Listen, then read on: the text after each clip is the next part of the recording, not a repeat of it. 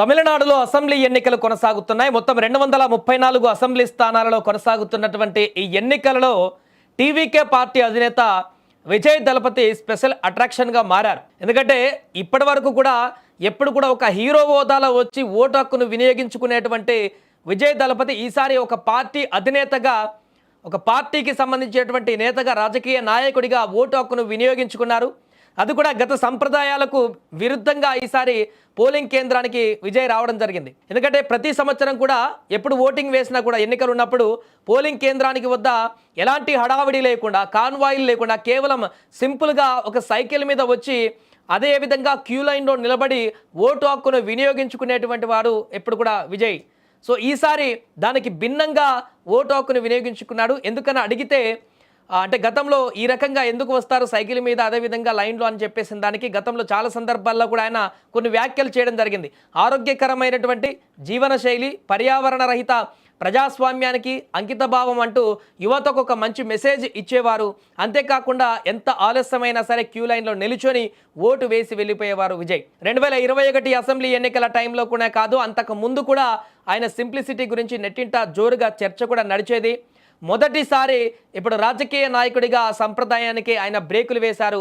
ఈసారి భారీగా, దానికి కారణం ఏంటంటే భారీగా టీవీకే శ్రేణులు, అభిమానుల కోలాహల నడుమ తను కాన్వాయ్ నుంచి చెన్నైలోని నీలంకరై ఉన్నటువంటి పోలింగ్ కేంద్రానికి వద్దకు చేరుకునే సమయంలో భారీగా కాన్వాయ్తో పాటుగా టీవీకే నాయకులు అదేవిధంగా అభిమానులు భారీ సంఖ్యలో చేరుకోవడంతో పోలింగ్ కేంద్రం వద్ద కూడా భారీ జనసందోహం నెలకొనడంతో ఆ సమయంలో క్రౌడ్ కంట్రోల్ పోలీసులకు పెద్ద తలనొప్పిగా మారింది. ఆల్రెడీ మనం గతంలో చూసాం, ఎలక్షన్స్ కంటే ముందు తన యొక్క ర్యాలీలో తొక్కిసలాటలు జరిగి భారీ ఎత్తున ప్రాణాలు కూడా కోల్పోయినటువంటి ఘటనను దేశవ్యాప్తంగా సంచలనంగా మారింది. ఈ నేపథ్యంలోనే ఈసారి తన సంప్రదాయాలను పక్కన పెట్టి క్యూ లైన్లో కాకుండా ఆయన్ని నేరుగా పక్కకు పిలిచి ఓటు వేసేందుకు అనుమతించారు పోలింగ్ సిబ్బంది. దీంతో విజయ్ కూడా ఎప్పటి మాదిరిగా సింప్లిసిటీగా లైన్లో నిలబడి ఎక్కువ సమయం అక్కడ ఉండి ఓటు వేసేటువంటి విధానికి స్వస్తి పలికి అక్కడ ఎవరికి కూడా ఏం కాకుండా అభిమానులు తొక్కిసలాట జరగకుండా మళ్ళీ ఆ క్రౌడ్ పుల్లింగ్ జరిగితే ఏదైనా అవుతుందనేటువంటి ముందస్తు ఆలోచనతోటి ఈసారి విజయ్ నేరుగా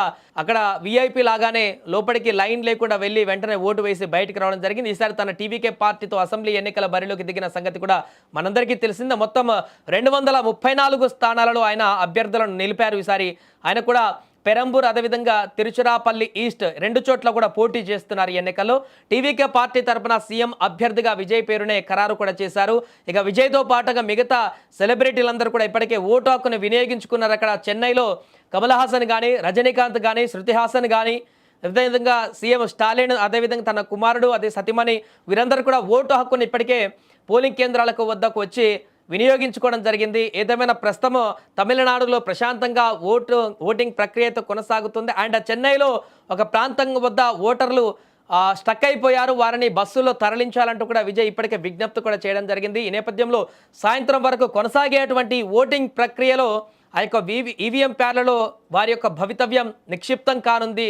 సో దీనికి సంబంధించి అక్కడ పొలిటికల్ హీట్ అయితే కొనసాగుతుంది. ఎవరి భవిష్యత్ ఏ రకంగా ఉండబోతుంది అనేటువంటి ఒక ఆందోళన వారి యొక్క అభిమానులు నెలకొంది. ముఖ్యంగా విజయ్ పైన ఎక్కువగా ఈసారి ఫోకస్ అయితే నెలకొంది. ఎందుకంటే ఇటు ఆంధ్రప్రదేశ్లో పవన్ కళ్యాణ్ పార్టీ పెట్టినప్పుడు ఏ రకమైనటువంటి అటెన్షన్ మొదలైందో, ఇప్పుడు తమిళనాడులో కూడా విజయ్ పార్టీ పెట్టి అనౌన్స్మెంట్ చేసి ఆ తర్వాత రాజకీయ ప్రసంగాలకు వెళ్ళిన తర్వాత ఒక మార్పు అనేటువంటి సంకేతంతో విజయ్ ప్రసంగాలు కూడా మొదలయ్యాయి.